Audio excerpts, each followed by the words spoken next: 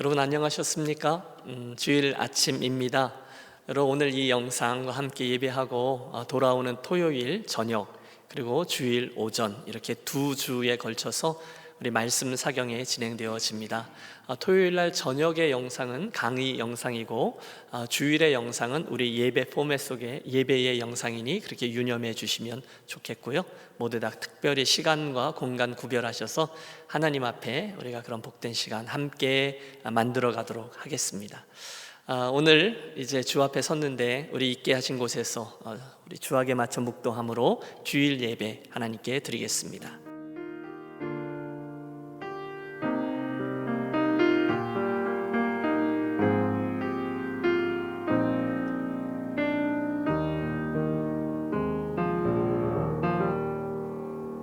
너의 하나님 여호와가 너의 가운데에 계시니 그는 구원을 베푸실 전능자이시라. 그가 너로 말미암아 기쁨을 이기지 못하시며 너를 잠잠히 사랑하시며 너로 말미암아 즐거이 부르며 기뻐하시리라 하리라. 아멘. 사랑의 하나님 아버지, 이 복된 주일 아침 사랑하는 주의 백성들이 아버지 앞에 예배자로 나아갑니다. 성삼위 하나님, 이 시간 예배하는 심령들마다 그 자리에 함께해 주시고 우리들이 올려드리는 찬양과 기도와 드림을 받으시며 주의 현재형 말씀으로 우리로 깨닫게 하시고 결단케 하시고 또 그 과정을 통해 위로하셔서 하늘과 땅이 이어지는 복된 예배, 성공하는 예배자들 되게 해 주옵소서. 주 예수 그리스도 이름으로 기원하오며 우리의 신앙을 고백하나이다. 나는 전능하신 아버지 하나님, 천지의 창조주를 믿습니다. 나는 그의 유일하신 아들 우리 주 예수 그리스도를 믿습니다.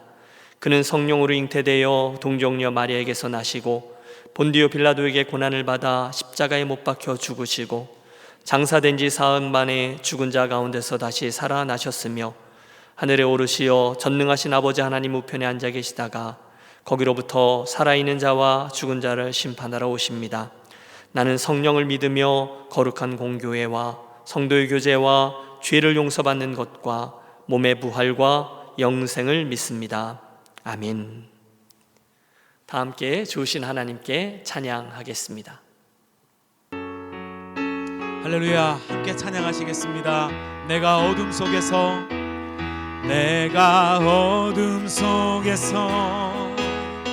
헤맬 때에도 주님은 함께 계셔. 내가 시험 당하여 괴로울 때도 주님은 함께 계셔. 기뻐 찬양하네. 할렐루야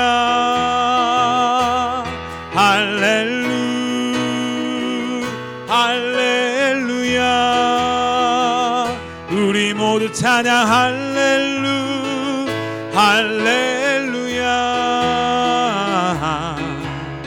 주님 나와 함께 계시네. 내가 은밀한 곳에서 기도할 때도 주님은 함께 계셔. 내가 아무도 모르게 선한 일 할 때도 주님은 함께 계셔. 아멘. 기뻐 찬양하네. 할렐루야.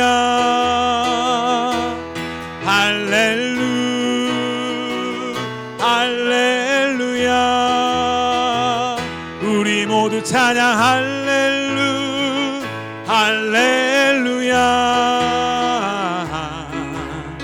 주님 나와 함께 계시네. 기뻐 찬양하네. 할렐루야. 우리 모두 찬양. 할렐루야. 주님 나와 함께 계시네. 주님 나와 함께 계시네. 주님 나와 함께 계시네. 우리 다시 한번 주님 나와 함께 계시네. 주님 나와 함께 계시네.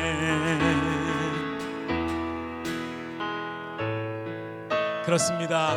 우리를 향하신 변치 않는 그 사랑, 우리 그 사랑을 함께 찬양하시겠습니다.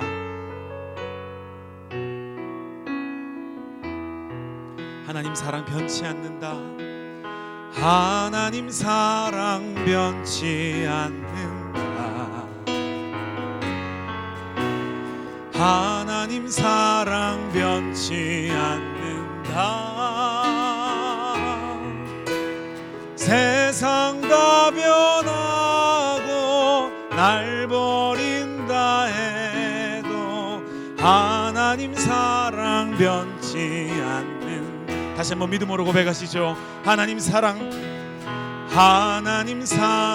변치 않는다. 하나님 사랑 변치 않는다.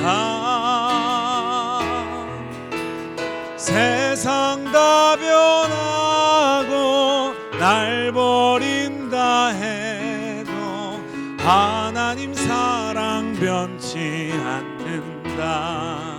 하나님 내 길 인도하신다. 하나님 내 길 인도하신다. 하나님 내 길 인도하신다.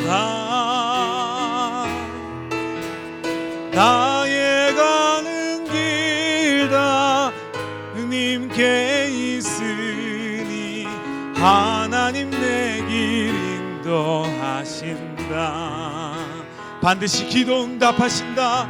반드시 기도 응답하신다.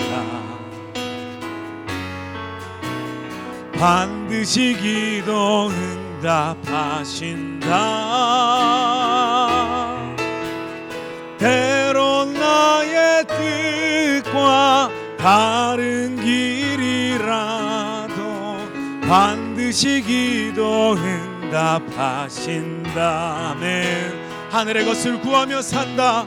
하늘의 것을 구하며 산다. 하늘의 것을 구하면 산다. 세상 헛된 것에 소망 두지 말고 하늘의 것을 구하며 산다. 세상 헛된 것에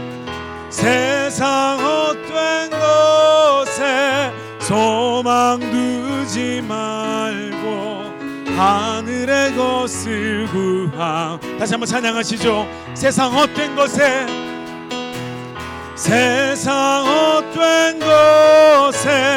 소망 두지 말고 하늘의 것을 구하며 산다.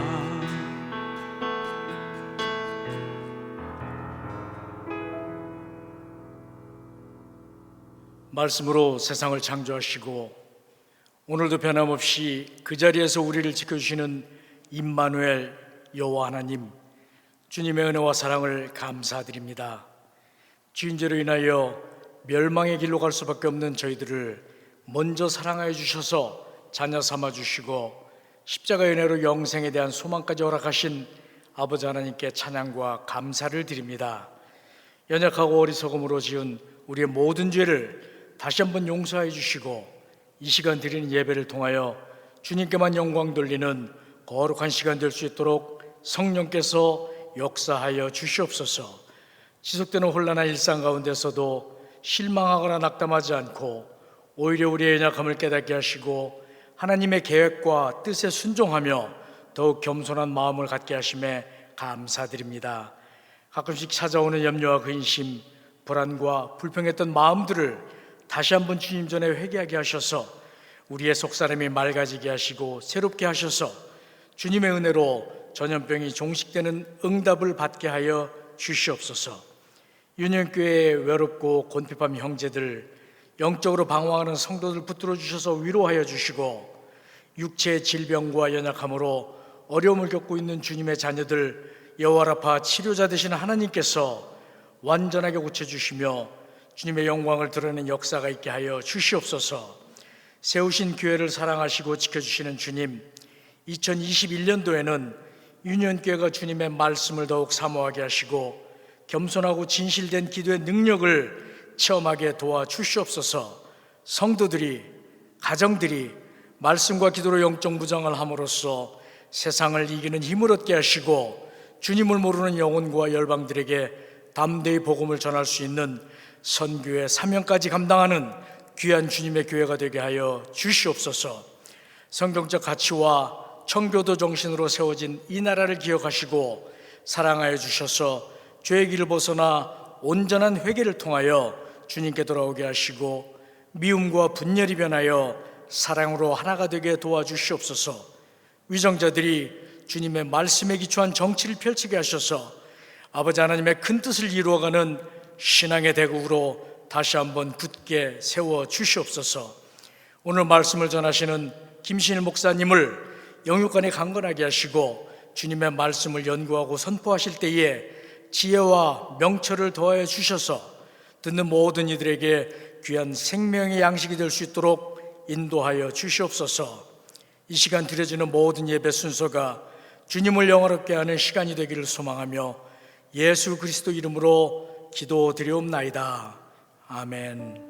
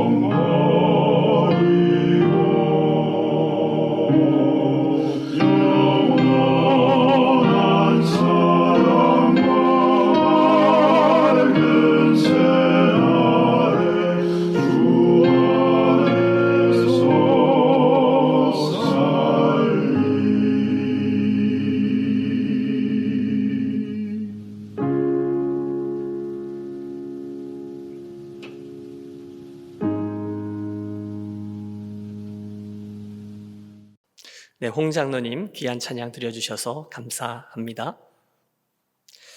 함께 오늘의 말씀 대하겠습니다. 구약성경 예레미야 29장 1절에서 14절의 말씀입니다. 구약성경 1096조 예레미야서 29장 1절에서 14절의 말씀입니다. 본문이 조금 길지만 독특한 본문입니다. 오늘 본문은 편지 형식으로 내려져 있는 이렇게 전달되어진 말씀인데요. 여러분들께서 포로기에 바벨론 땅으로 끌려간 이스라엘 백성의 자리에서 멀리 예루살렘에 있었던 그 예레미야 선지자가 보내준 편지 글, 그리고 그 속에 담긴 하나님의 말씀이다 생각하며 이 말씀을 대해 주시기 바랍니다. 선지자 예레미야가 예루살렘에서 이 같은 편지를 느부갓네살이 예루살렘에서 바벨론으로 끌고 간 포로 중 남아있는 장로들과 제사장들과 선지자들과 모든 백성에게 보냈는데, 그때는 여고니아 왕과 왕후와 궁중 내시들과 유다와 예루살렘의 고관들과 기능공과 토공들이 예루살렘에서 떠난 후라. 유다의 왕 시드기야가 바벨론으로 보내어 바벨론의 왕 느부갓네살에게로 가게 한 사반의 아들 엘리사와 힐기야의 아들 그마리아 편으로 말하되, 만군의 여호와 이스라엘의 하나님께서 예루살렘에서 바벨론으로 사로잡혀 가게 한 모든 포로에게 이와 같이 말씀하시니라. 너희는 집을 짓고 거기서 살며 텃밭을 만들고 그 열매를 먹으라. 아내를 맞이하여 자녀를 낳으며 너희 아들이 아내를 맞이하며 너희 딸이 남편을 맞아 그들로 자녀를 낳게 하여 너희가 거기에서 번성하고 줄어들지 아니하게 하라. 너희는 내가 사로잡혀 가게 한 그 성읍의 평안을 구하고 그를 위하여 여호와께 기도하라. 이는 그 성읍이 평안함으로 너희도 평안할 것임이라. 만군의 여호와 이스라엘의 하나님께서 이와 같이 말씀하시니라. 너희 중에 있는 선지자들에게와 점쟁이들에게 미혹되지 말며 너희가 꾼 꿈도 고지 듣고 믿지 말라. 내가 그들을 보내지 아니하였어도 그들이 내 이름으로 거짓을 예언함이라. 여호와의 말씀이니라. 여호와께서 이와 같이 말씀하시니라.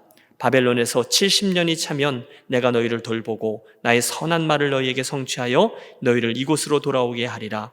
여호와의 말씀이니라. 너희를 향한 나의 생각을 내가 아나니 평안이요 재앙이 아니니라. 너희에게 미래와 희망을 주는 것이니라. 너희가 내게 부르짖으며 내게 와서 기도하면 내가 너희들의 기도를 들을 것이요 너희가 온 마음으로 나를 구하면 나를 찾을 것이요 나를 만나리라. 이것은 여호와의 말씀이니라. 나는 너희들을 만날 것이며 너희를 포로된 중에서 다시 돌아오게 하되 내가 쫓아보내었던 나라들과 모든 곳에서 모아 사로잡혀 떠났던 그곳으로 돌아오게 하리라. 이것은 여호와의 말씀이니라. 아멘.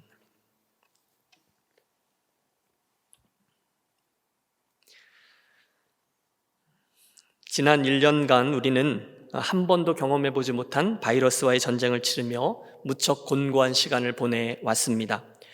정확히는 작년 1월 30일이었죠. 세계보건기구 WHO가 이 코비드-19의 전 세계적인 확산을 위기 상황이라고 규정했어요. 그리고 나서 1년이 지났습니다. 전 세계의 사망자 수는 오늘 현재 238만 4천 명이고 미국에서만 46만 명으로 집계되고 있습니다. 이것은 지난 2차 세계대전 내내 전사했던 미국인들의 숫자 30만 5천 명을 진작에 넘어선 것이고, 아마 올 연말쯤 되면 그간 미국이 참여했던 역사상 모든 전쟁의 전사자들보다 더 많은 사상자가 나올 것이다 라고 예상합니다. 암울하죠. 그 와중에 우리는 대면 예배로 모이지 못했고 온라인을 통해서 신앙생활을 유지해 오고 있어요. 다행히도 요즘 백신을 맞기 시작했으니 상황이 좀 호전되어서 빠른 시간 안에 뉴 노멀이지만 저와 여러분이 얼굴을 대하고 신앙생활을 함께 했으면 좋겠습니다.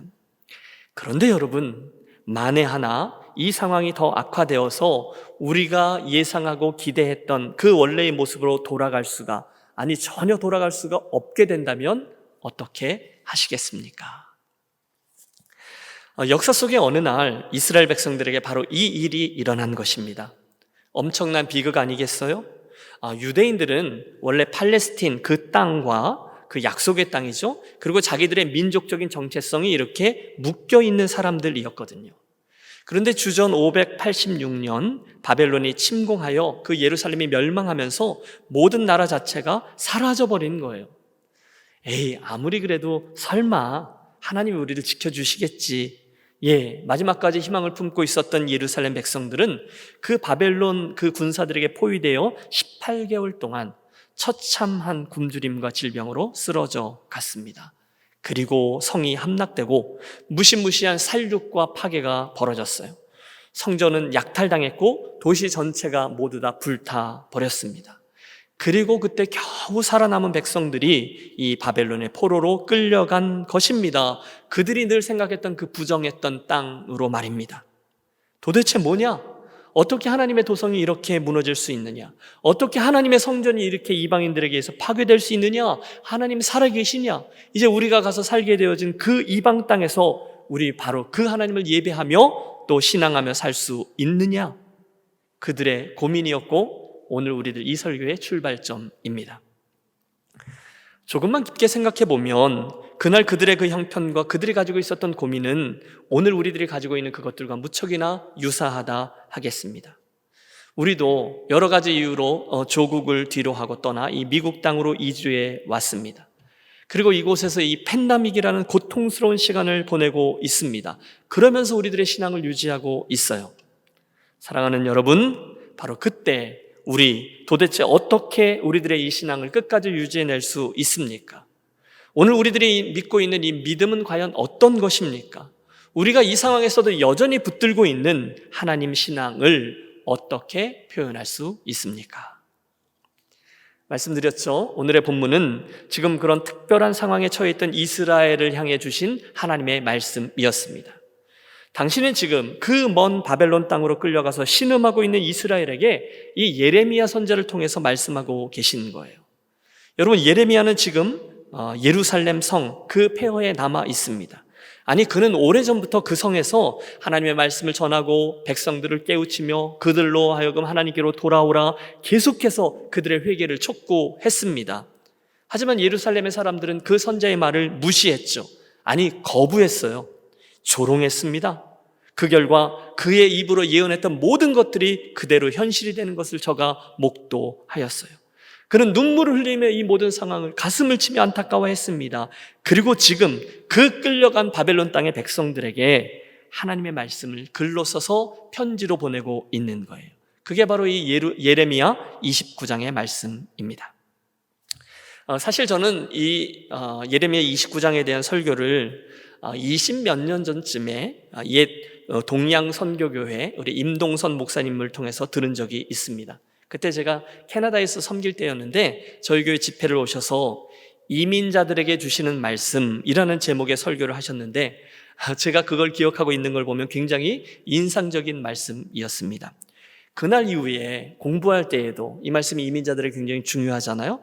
또 이후에 목회할 때에도 저는 늘 이 본문의 말씀을 이민자들에게 주시는 특별한 말씀으로 여겨왔습니다. 그러다가 지난달에 우리 동부교협 목회자들의 카톡방에 크리스토퍼 라이트라는 구약학자가 쓴 어둠 속에서 우리 자신을 찾기라는 글이 이렇게 공유된 적이 있어요.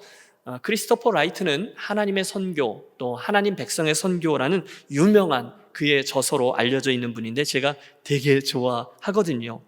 자연스럽게 그 자료들을 정독했죠. 그런데 그 글들 가운데 오늘의 본문 이 예레미야 29장에 대한 그 구약학자의 관찰이 적혀 있었다는 거예요. 그걸 읽으면서 야, 이건 너무 좋다. 이건 우리 교우들과 좀 이 인사이트를 나누어야 되겠다라는 생각이 들어서 저는 오늘 아침 이 설교를 통해 그분이 지적하고 있는 세 개의 중요한 주제들을 여러분들에게 소개하고 그걸 우리 이민교회 목사의 자리에서 한 번 더 묵상하며 여러분과 나누어 보려 합니다.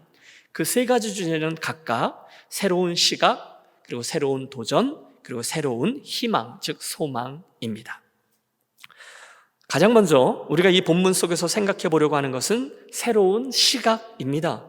지금 우리들이 처해 있는 이 캘리포니아 땅에서 겪고 있는 이 팬데믹의 상황을 우리가 새롭게 보아야 된다는 거예요. 확장시켜 보아야 된다는 거예요.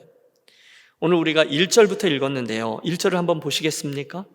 선지자 예레미야가 예루살렘에서 이 같은 편지를 느부갓네살이 예루살렘에서 바벨론으로 끌고 간 포로 중에 남아있는 장로들과 제사장들과 선지자들과 모든 백성에게 보냈는데 이 말씀대로 여러분 지금 이 모든 비극의 중심에는 이 바벨론 왕 느부갓네살이 서 있습니다.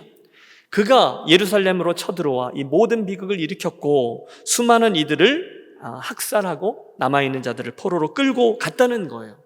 바벨론, 느부갓네살 왕, 또 전쟁, 멸망, 포로. 그렇죠? 그가 중심에 서 있어요. 그런데 조금 뒤 4절을 보시면 분위기가 완전히 바뀝니다. 만군의 여호와 이스라엘의 하나님께서 예루살렘에서 바벨론으로 사로잡혀가게 한 모든 포로에게 이와 같이 말씀하시니라. 여러분, 이 문장을 보세요. 이 문장의 주어가 무엇입니까? 즉 그날 저들을 모두 다 사로잡아서 그 바벨론 땅으로 가게 한 분은 누구십니까? 만군의 여호와 이스라엘의 하나님이시라는 거죠. 자, 그러면 앞에 나오는 1절과 여기 나오는 이 4절을 함께 보면 지금 이 모든 일이 벌어지게 된 제일 첫 번째 있었던 원인자는 엄밀히 말하면 둘 다일 겁니다. 느부갓네살 왕 그리고 하나님이십니다. 먼저 일반적인 역사의 측면에서 보면 당연히 바벨론의 군대와 느부갓네살 왕이 정답이죠. 그들이 저질렀던 악행, 이스라엘에 당했던 비극, 수많은 죄악, 폭거, 신음, 느부갓네살 왕의 악행이 맞습니다. 마치 아우슈비츠 수용소에서 유대인들을 학살했던 일이나 일제의 강제징용이나 또 위안부 만행 등등이 그런 것들일 거예요. 그들이 저지른 짓 맞아요. 하지만 동시에 우리는 그 악한 느부갓네살 왕의 배후에 그 위에 있는 여호와 하나님의 손 또한 볼 수 있어야 된다는 것이죠. 그분께서 이 세상 역사를 당신의 주권으로 붙들고 계시다라는 사실입니다.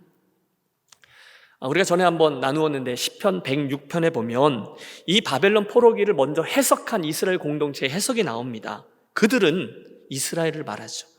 여호와께서 멸하라고 말씀하신 그 이방 민족들을 멸하지 아니하고 그 이방 나라들과 섞여서 그들의 행위를 배우며 그들의 우상들을 섬김으로 그것들이 그들에게 올무가 되었도다. 그러므로 여호와께서 자기 백성에게 맹렬히 노하시며 자기의 유업을 미워하사 그들을 이방 나라의 손에 넘기심에 그들을 미워하는 자들이 그들을 다스렸도다. 오랜 세월 이스라엘 백성들이 범했던 반역, 우상숭배, 죄악들, 그로 인해서 일어난 끔찍한 비극과 고난이 맞아요. 그것 때문이에요. 하지만 그 위에 누가요? 자리하고 계신 우리 하나님의 주권적인 손을 잊지 말아야 된다는 것입니다. 자, 그렇다면 우리들의 이야기를 해보시죠.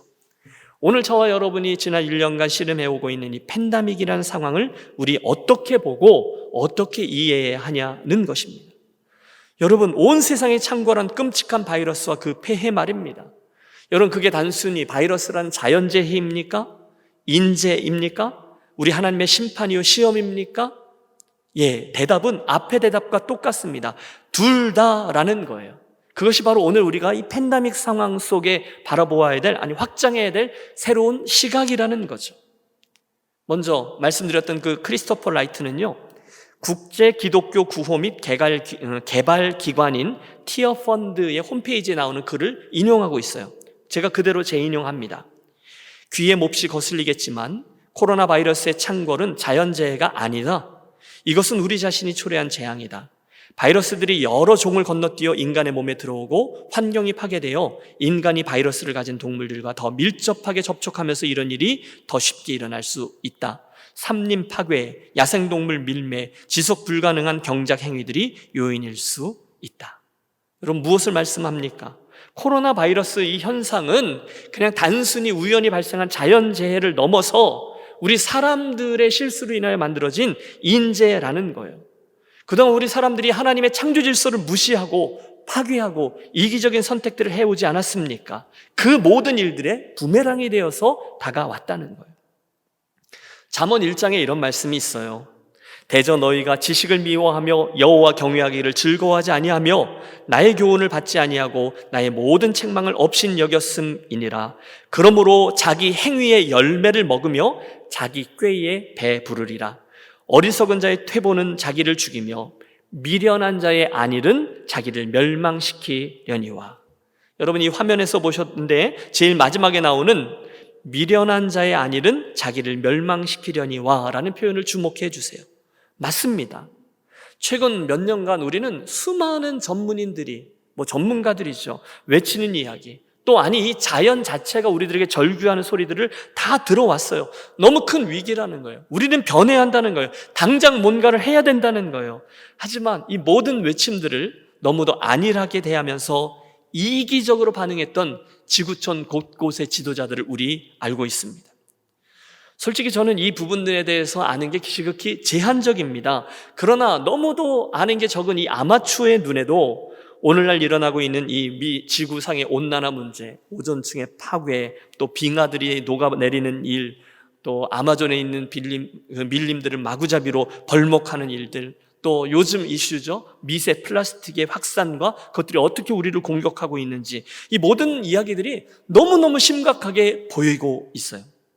그러나 여러분, 실제로 우리 사람들이 무엇을 했죠?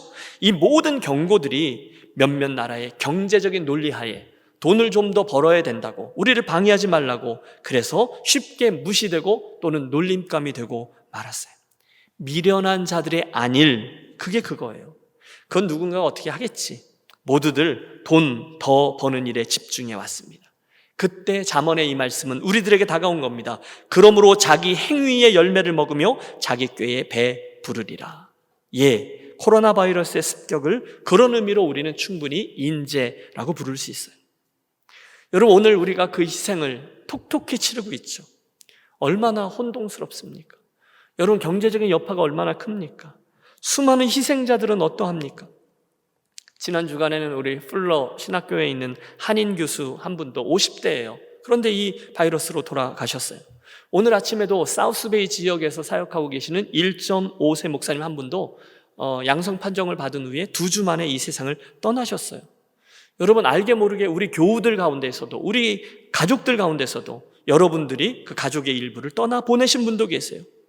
그뿐이 아니잖아요. 사회적인 거리는 물론이거니와 여러분, 우리들 간에 있는 정서적인 거리도 심각합니다. 자, 이런 상황에서 오늘 우리는 오늘 이곳에서 주님을 현재형으로 따르는 성도로서 단지 내 눈앞에 보이는 이런 상황들을 보고 너무너무 힘들다 또는 마음이 아프다, 그 정도의 느낌 정도로 멈추면 안 된다는 거죠. 대신에 오늘 우리가 이곳에서 예수를 따르는 한 방편 중에 하나로 새로운 시각이 필요하다는 거예요. 더 깊은 시각으로 이 상황을 바라보는 게 필요한 거예요. 자칫 느부갓네살 왕만 보고 바벨론 사람들만 보고 그것들을 슬퍼하며 어쩌다 이렇게 되었는가, 그들을 욕하고 그 정도에 멈추어 서면 안 된다는 거예요. 더 눈을 크게 떠서 우리들의 역사와 또는 이 모든 상황을 주관하고 계시는 하나님의 섭리까지 바라보셔야 된다는 거죠.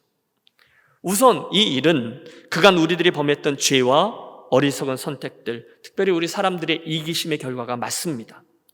앞에서 말씀드린 그 안일함의 결과죠. 우리들의 잘못이에요. 우리들의 이기심이에요.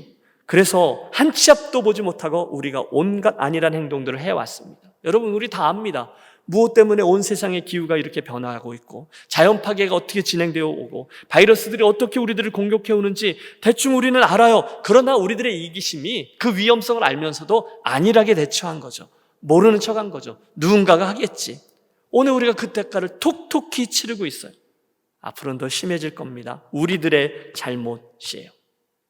하지만 동시에 우리는 이 끔찍한 팬데믹 배후에 여전히 자리하고 계시며 이 세상 역사를 주관하고 계시는 하나님의 손길 또한 지켜보아야 한다는 거예요. 하나님이 팬데믹을 갖다 주셨다, 그러므로 하나님 책임이다, 그런 의미가 아니에요. 오히려 하나님께서 이 모든 죄와 우리 사람들의 악행이 어떤 결과를 일으키는지를, 어떻게 바이러스가 창궐하게 되었는지를 그냥 내버려 두셨다, 허락하셨다라는 의미입니다.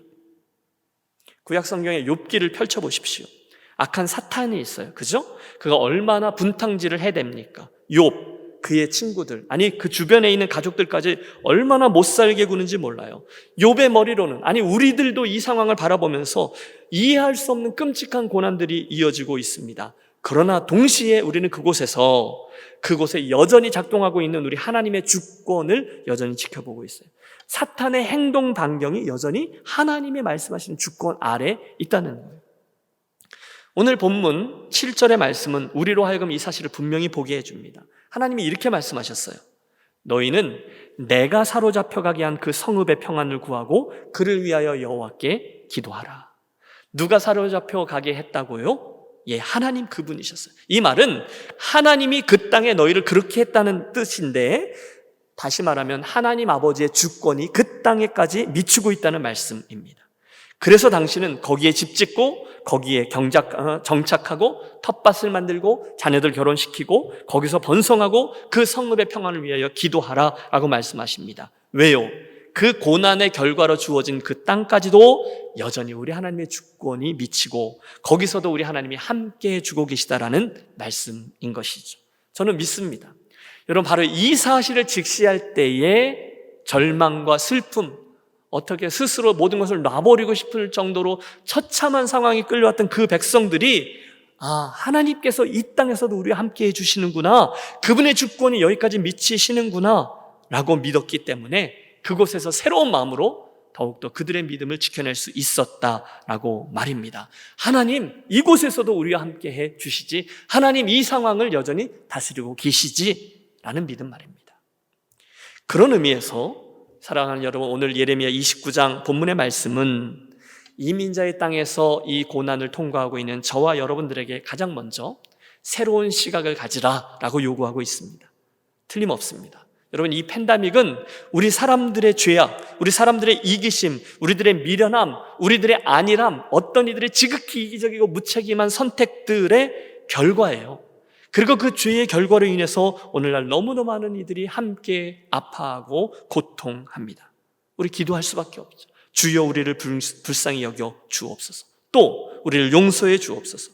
또 고난 중에 있는 이들을 불쌍히 여겨 주옵소서. 하지만 그와 동시에 우리는 이 암울한 역사 속에서도 여전히 우리와 함께하고 계시며 이 악한 일까지도 결국은 당신의 선하신 일을 위해서 주관하고 계시며 이끄실 하나님의 손길을 함께 보며 오늘 우리들의 현재형의 믿음을 소중히 지켜낼 수 있습니다.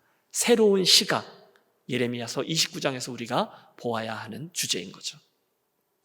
두 번째로 본문에서 우리가 발견하는 것은 이 상황 중에서 우리가 해야 될 일, 사명에 관한 거예요. 새로운 사명입니다. 이 끔찍한 포로기의 상황도 우리 하나님의 주권 아래에 있다는 사실을 믿기 때문에 같은 이야기죠. 오늘 이 팬데믹의 상황도 하나님의 주권 아래에 있다는 것을 믿고 있기 때문에 오늘 우리는 이곳에서 하나님께서 우리에게 기대하시는 바가 있다는 사실을 목도합니다. 무엇입니까? 우리가 이 팬데믹의 상황 속에 이 미국 땅에서 감당해야 될 사명이 무엇입니까? 7절의 말씀 해답인데요, 우리 함께 읽겠습니다.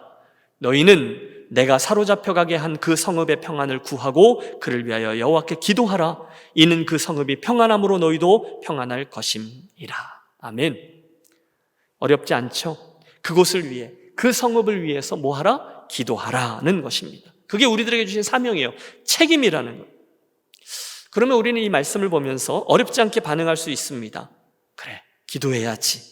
이어지는 말씀처럼 70년이 지나면 우리를 다시금 회복시켜 주신다고 하시니 정착하게 하신 이 땅과 이곳의 성읍들, 이곳에 있는 사람들을 위해서 기도하며 기다려야지. 여러분, 우리 그렇게 쉽게 생각할 수 있어요. 그렇죠? 기도해야지. 그런데 여러분, 정말로 그게 간단한 일이었을까요? 상상력을 발휘해 보세요. 지금 저와 여러분이 하나님의 이 말씀을 1차적으로 듣는 독자라고 생각해 보세요. 우리가 지금 예루살렘에서 온 편지를 이곳에서 들은 거예요. 그렇다면 금방 지금의 이 말씀이, 너희가 그 성읍을 위해서 기도하라라는 말씀이 그렇게 쉽게 듣고 쉽게 순종할 수 있는 말씀이 아니라는 걸 알게 될 거예요. 이런 거죠.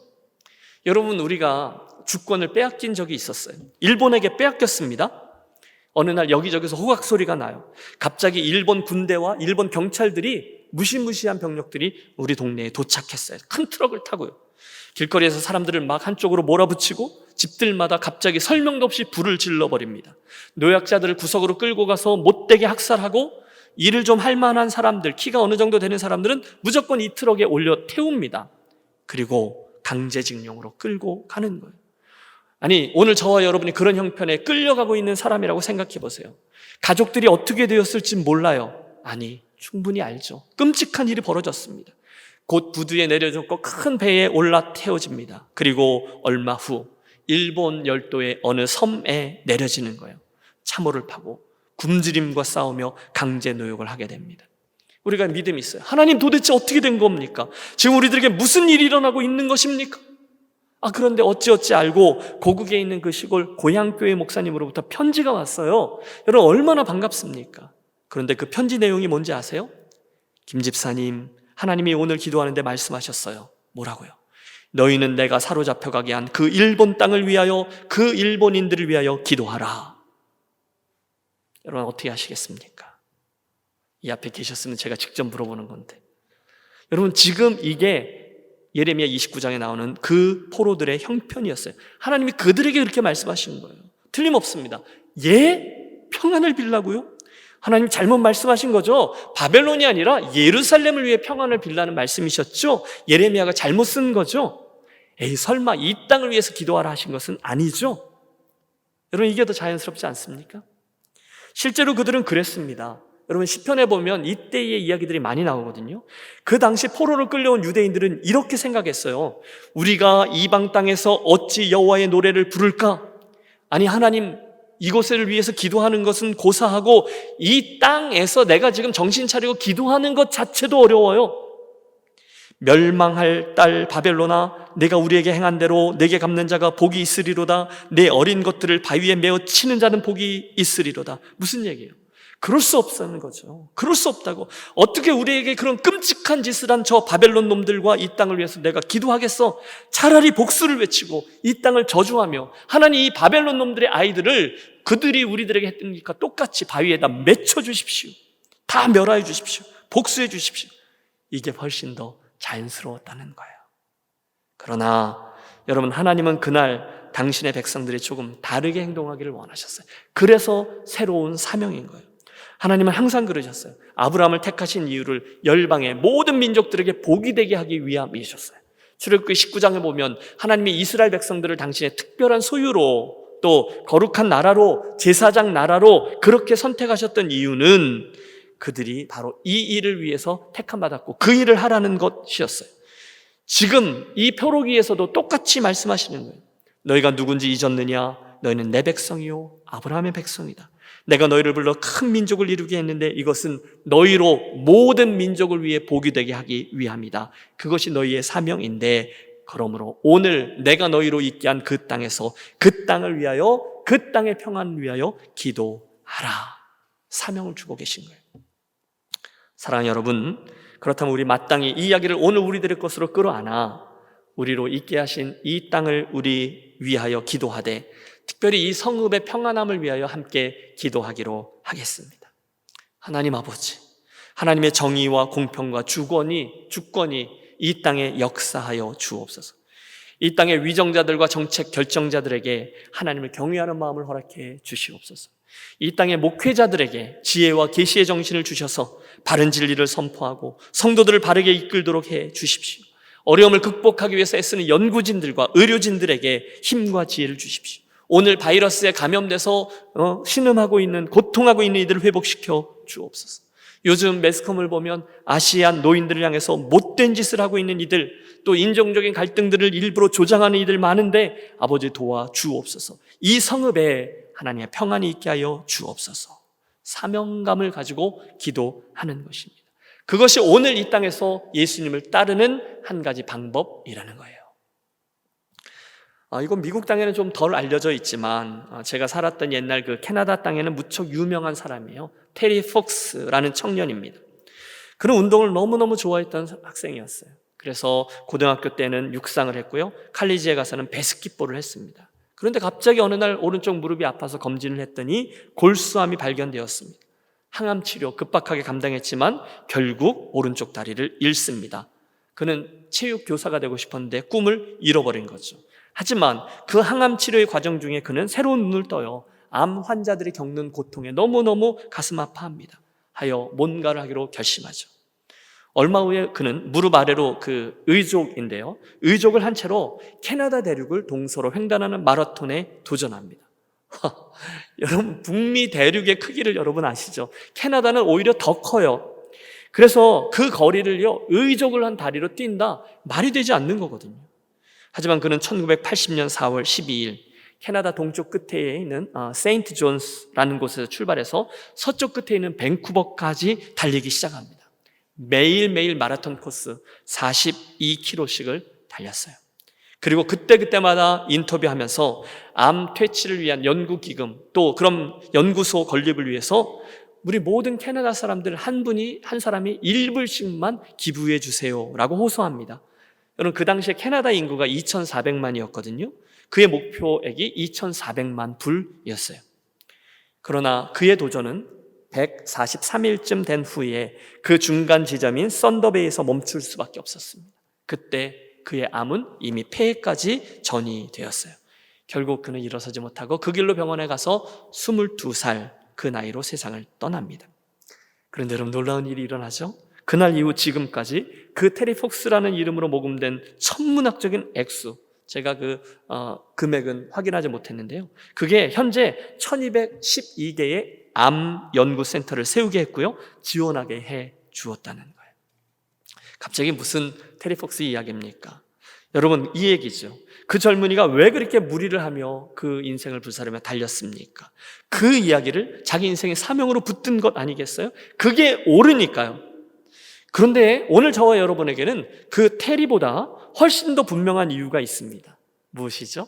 하나님으로부터 주어진 You must 라는 사명입니다. 그분이 우리들에게 그걸 하라는 거예요. 오늘 우리가 그 일을 감당하라는 거예요. 에이, 목사님, 하나님 바쁘신데 또 나 하나쯤, 나는 뭐 소수민족의 한 사람인데 나 하나쯤 기도 안 하고 또 하고, 그게 뭐 얼마나 이 나라에 영향을 미치겠어요? 여러분, 그 당시 이 편지의 수신자인 포로로 끌려온 이스라엘 백성들은요, 그 바벨론 땅을 위해서 기도하지 말아야 할 수백 가지 이유들을 가지고 있었을 거예요. 그러나 하나님은 추호도 양보하지 않으십니다. 봐주지 않으세요. 명하십니다. 너희는 그 성읍의 평안을 구하고 그를 위하여 여호와께 기도하라. 이는 그 성읍이 평안함으로 너희도 평안할 것임이라. 사랑하는 여러분, 자연스럽게 이 이야기의 결론이 맺어지지 않습니까? 이 곤고한 시대, 이 미국의 캘리포니아 땅에서 저와 여러분에게는 이 땅과 이곳을 위해서 기도해야 될 사명이 주어졌습니다. 새로운 사명, 그러면 정말로 기도하는 것입니다. 자, 하나님은 예레미야를 통해서 첫째, 이 고난을, 이 상황, 현재적인 현상뿐이 아니라 하나님의 주권이라는 시각으로 보라, 그렇게 확장해라 라고 말씀하셨어요. 둘째, 하나님은 있게 하신 그곳, 그 성읍을 위해서 기도하라, 새로운 사명을 주셨어요. 그리고 나서 세 번째, 마지막으로 하나님은 이 본문을 통해서 우리들에게 새로운 소망을 품으라 라고 말씀하십니다. 따라해 주세요. 새로운 소망, 새로운 소망. 11절부터의 말씀이 그 이야기예요. 여러분, 다시금 상황을 반복합니다. 지금 이스라엘은요, 하나님의 그 심판으로 인해서 바벨론의 포로 생활로 막 끌려온 형편이었어요. 너무너무 곤고해요. 슬퍼요. 절망해요. 어떤 이들은 좀 철든 척하면서 우리는 이런 일을 당해도 싸다. 우리는 이제 끝이다. 우리가 그동안 했던 짓들을 봐라. 벌 받아도 맞지. 그러면서 낙심했습니다. 진짜 끝이에요. 하지만 여러분, 주목해 주십시오. 그 순간 그들은 정말로 끝났다, 우리들에는 미래도 없다라고 모든 희망을 접고 있을 때 하나님이 너무도 놀라운 말씀을 주고 계신 거예요. 우리 함께 11절 저 유명한 말씀을 합독하겠습니다. 여호와의 말씀이니라. 너희를 향한 나의 생각을 내가 아나니 평안이요 재앙이 아니니라. 너희에게 미래와 희망을 주는 것이니라. 아멘. 다시 들어보세요. 너희를 향한 나의 생각은 내가 아나니 평안이요 재앙이 아니라는 거예요. 너희에게 미래와 희망을 주는 것이니라. 여러분, 제가 계속 강조하죠. 이 메시지가 어떤 상황이에요? 그 나라가 완전히 멸망하고 포로기가 시작되어졌을 때의 말씀이라는 거예요. 고향 땅이 다 불타올랐어요. 자기의 가족들이 이미 다 칼에 이미 피를 흘리고 쓰러졌어요. 그리고 자기는 어떻게 해서 겨우 목숨을 부지해서 끌려와 보니 포로가 되어서 이 낯선 땅에 이방인으로 살아야 합니다. 여러분, 그 암울함을 생각해 보세요. 지금 이건요, 투자 이민이 아니잖아요. 이민 와서 뭐 어떻게 해서든지 디포짓하고 뭐 집을 구하고 뭐 차를 하나 마련, 이런 게 아니잖아요. 유학 온 게 아니잖아요. 포로기가 시작된 것이잖아요. 얼마나 힘들었을까요? 2등, 아니 3등 국민 아닙니까? 무슨 자신감이 있었겠습니까? 그런데 하나님은 분명히 말씀하세요. 그것도 너희라고 복수형 대명사를 쓰면서 그들을 초대합니다. 이스라엘 민족 전체에게 주신 말씀이라는 거죠. 너희들을 향한 나의 생각은 평안이고 재앙이 아니다. 나는 너희에게 미래와 희망을 줄 것이다. 사랑하는 내 백성들아, 그러니 잘 인내하려무나 이곳에서 너희들 다시 새롭게 시작해보려무나 내가 한 가지 약속하는데 앞으로 70년이 지나면 말이야. 중간에 그 얘기가 나오죠. 그러면서 하나님은 그들에게 회복의 약속을 줍니다. 내가 너희들에게 소망의 메시지를 주려고 하는데 그것 말이야, 70년이 차면, 즉 너희들의 손주들이나 증손주 때가 되면 내가 아브라함에게 했던 약속을 기억하여 다시금 너희들을 구하고 예루살렘을 회복시켜 줄 거야. 그러므로 오늘 이 땅에서 좀 힘들다고 완전히 소망을 놓지 말고 다시금 힘을 내렴, 다시금 희망을 가지렴, 믿음으로 다시 출발해 보렴. 하나님 오늘 그 땅에서 고난 중에 있던 백성들에게 새로운 말씀을 주는 거예요. 그럼에도 불구하고 새로운 희망을 가지라는 거예요. 여러분, 그것이 바로 오늘 우리가 이 팬데믹의 상황에서 주목해야 될 세 번째 주제인 것입니다.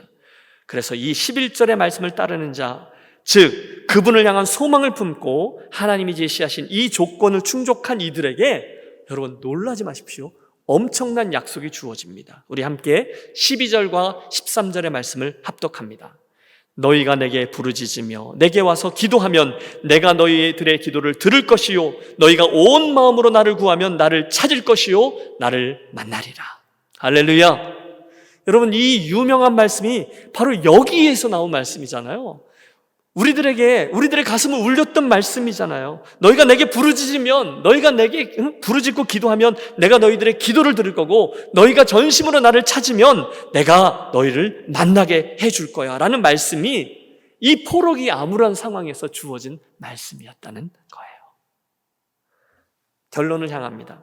사랑하는 여러분, 오늘 이 예레미야서 29장의 말씀은 큰 고난 중에 타국에 거하게 된 이들을 향해 주신 하나님의 특별한 말씀이에요. 정확히 오늘 저와 여러분에게 주시는 말씀입니다. 우리도 타국에 거하고 있죠. 그리고 큰 고난 중에 있죠. 우리들은 이민자예요. 이때 우리들의 관심은 분명합니다. 여러분, 이번 시리즈를 이끌고 있는 질문이 뭡니까? 오늘 이곳에서 우리가 어떻게 현재형으로 예수님을 잘 따를 수 있을 것인가? 오늘은 우리 크리스토퍼 라이트가 지적했던 세 가지 주제를 묵상해 보았어요. 이 땅의 이민자로 이 팬데믹의 상황을 통과하고 계시는 여러분, 첫 번째는 새로운 시각, 이 상황을 바라보는 우리들의 시각을 확장시키는 모습이 필요합니다. 코비드-19의 어려움은 분명히 우리들의 죄악과 이기심과 안일함의 문제입니다. 하지만 동시에 우리는 그 악한 일을 허락하시는 하나님의 주권적인 손을 보기 때문에 오늘 어렵지만 끝까지 믿음으로 인내할 수 있습니다. 그분이 이 상황을 주관하고 계시지를 보는 거예요. 둘째, 그러므로 우리는 이곳에 있는 우리에게 하나님이 기대하시는 새로운 사명을 붙들고 이 땅의 평안함을 위해서 기도하는 수고를 감당하겠습니다. 빨리 이 시기가 지나가게 해주세요 뿐 아니라 하나님 우리들의 애통함과 우리들의 슬픔을 헤아려 주시고, 특별히 이러한 상황을 비롯하게 했던 우리들의 안일함과 탐욕과 또 경제 논리의 이 모든 것들을 뒤로 미뤘던, 하나님의 창조 질서까지 무시했던 우리들의 이기심을 회개합니다. 애통해하며 하나님께 기도하겠습니다. 그러면서 그분의 도우심을 구하는 거죠. 그러나 잊지 마십시오. 그런 암울한 상황에도 셋째, 새로운 희망, 새로운 소망입니다. 분명히 어렵죠.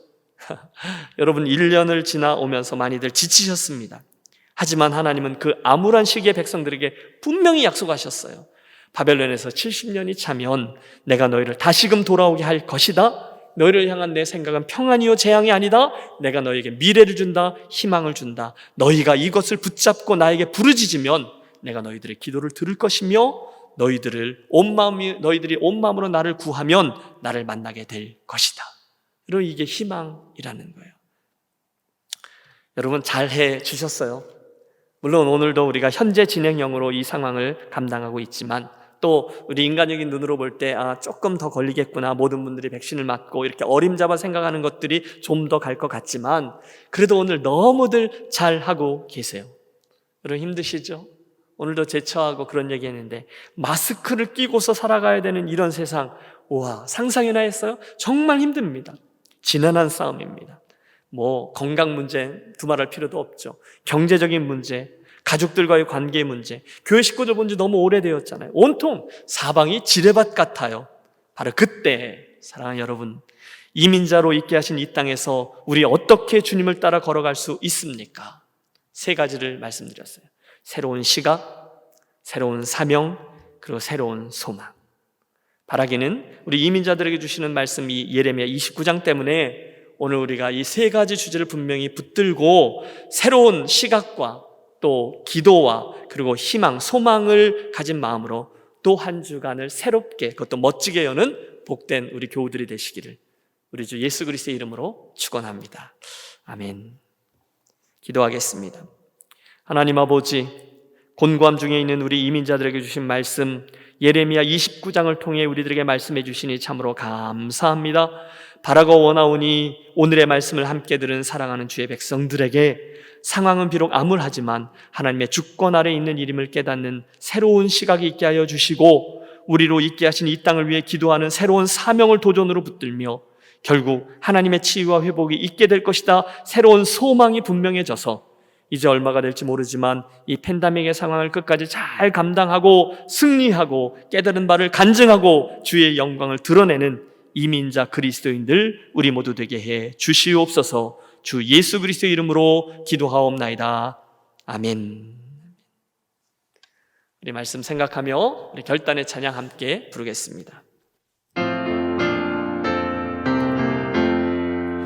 이 몸에서 막 무언가 우리 주 예수뿐일세 우리 주 예수밖에는 믿으리 아주 없도다. 주 나의 반석이시니 그 위에 내가 서리라 그 위에 내가 서리라. 바라던 천국 올라가 하나님 앞에 배울 때 구주의 이를 힘입어 어여치 바로 서리라. 주 나의 반석이시니 그 위에 내가 서리라 그 위에 내가 서리라. 하나님 아버지, 예배자로 나온 심령들마다 이 시간에 구별하여 올려드리는 예물을 성별해 주시고 받아주시고 기뻐하시며 약속하신 풍성한 축복으로 채워 주시옵소서. 성도들이 경영하는 일터들마다 은혜 주셔서 형통하게 하시고 성도들의 건강들도 지켜주시며 기회의 문들도 열어주셔서 모두들 어렵다 하는 이 시기를 잘 감당하고 통과하는 복된 유년 가족들 되게 해 주시옵소서. 혹시나 오늘 정말로 드리고 싶은데 우리 삶의 형편이 곤고하여 드리지 못한 심령들 그 마음을 헤아려 주시고 위로해 주시며 또 그 손에 복 주셔서 아버지의 풍성함과 열매를 누리고 마음껏 주님을 섬길 수 있는 복된 주의 권속들 되게 해 주시옵소서. 혹시 물질뿐 아니라 우리들의 심령과 온 몸, 우리들의 인생 전체를 주의 제단에 올려드리며 우리 모두가 직접 아버지 흠양하시는 산 제물들 되게 해 주시옵소서. 오늘도 11조로 감사로 주정헌금으로 또 선교를 위하여 구제와 특별한 목적을 위해 드리는 성도들의 모든 예물들 주님의 인정과 기쁨과 열매들로 화하게 하여 주옵소서. 이러저러한 이유로 곤고한 자 힘주시고 마음이 아픈 자 위로하시며 평안이 필요한 자 주께서 화평의 근원이 되어 주옵소서. 특별히 병원을 오가며 치료 중에 있는 성도분들 기억해 주셔서 우리들의 연약함을 채울하신 주님께서 그들의 강함이 되어 주시옵소서. 이제는 우리의 구원자 되시는 주 예수 그리스도의 크신 은혜와 우리로 이 땅에 있게 하신 하늘 아버지의 극진하신 사랑하심과 이 땅을 사랑하며 이 땅을 위해 기독케 하시는 성령님의 감동 감화하심이 오늘 예레미야 선지자를 통해 주신 말씀 속에서 새로운 시각, 새로운 사명, 그리고 새로운 소망을 발견하고 그리로 나아가기로 결단하며 한 주를 시작하는 사랑하는 모든 주의 백성들 머리 위에 또 저들 한 주간의 삶과 일터 위에 자녀들의 학업과 건강 위에 이제로부터 영원토록 함께 하시기를 간절히 축원하옵나이다. 아멘.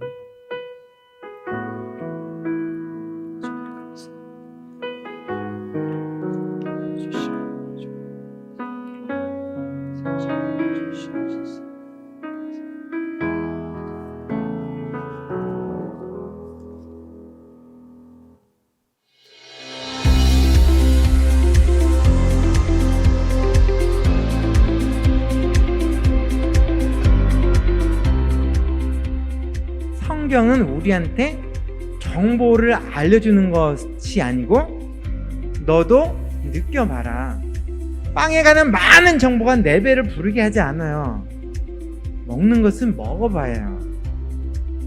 하나님께서는 우리를 머리만 자극해서 하나님을 알라고 하는 것이 아니라 보여주시고 들려주시고 냄새 맡게 하시고 입맛 다시게 하시고 뭔가 몸이 반응하도록 하게 해서 이 말씀을 주셨고, 이 말씀을 제대로 묵상한다 보면 우리가 그럼 눈을 열어서 봐야 되고 귀도 열고 다 열어서 성경을 보다 보면 느낄 수가 있어요. 네, 안녕하세요. 부에나파게에 살고 있는 김동문이라고 합니다. 이번에 윤영교회와 오렌지공원교회 그 말씀을 함께 나눌 수 있는 기회를 허락해 주셔서 감사드리고요. 그 4번에 걸친 그 특강과 설교 시간을 통해서 우리 모두에게 그래도 좀 힘되는, 그리고 꿈이 있는, 그리고 숨 쉴 만한 어떤 공간들이 우리에게 함께하는 시간이기를 원합니다. 저도 교민으로서, 그리고 성경을 지금도 궁금해하면서 성경이 있는 입장에서 이런 기회에 함께 나누면서 말씀 속에, 그리고 우리 일상 속에 함께 하시는 하나님을 함께 호흡할 수 있기를 원합니다. 여러분 반갑습니다.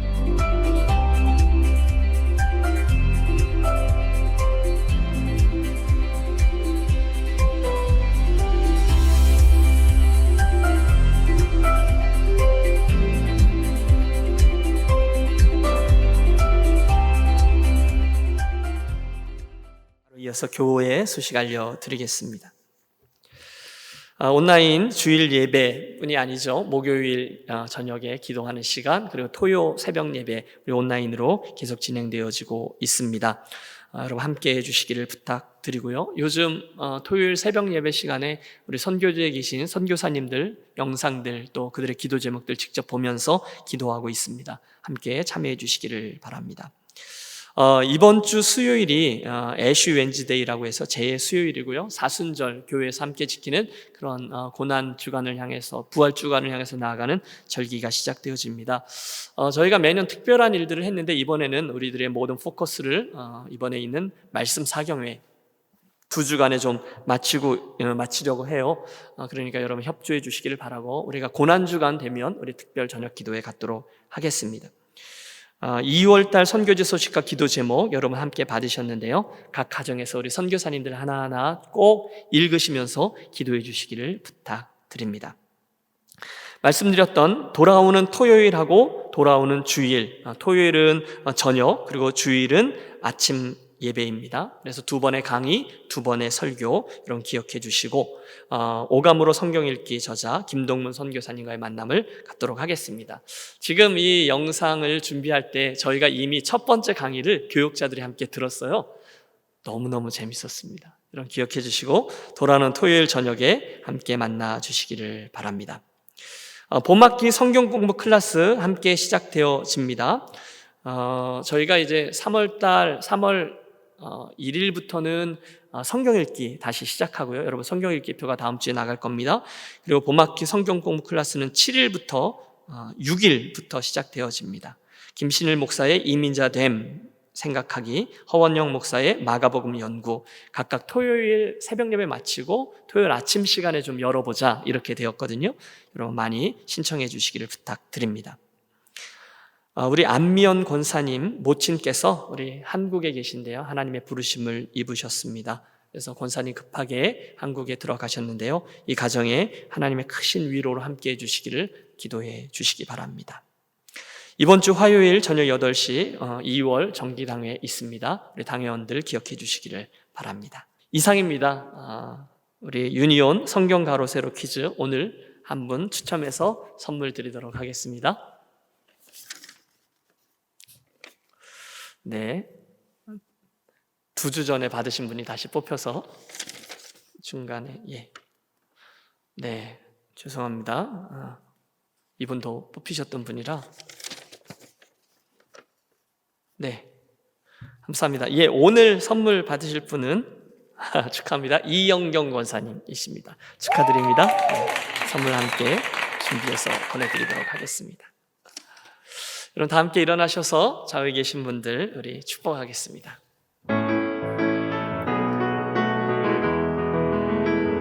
하나님의 사랑이 당신의 삶 가운데 가득하기를 축복합니다. 하나님의 은혜가 우리 가운데 가득하길 기도합니다. 우리 저쪽에 계신 분들 축복하시죠. 하나님의 사랑이 당신의 삶 가운데 가득하기를 축복합니다. 하나님의 은혜가 우리 가운데 가득하길 기도합니다.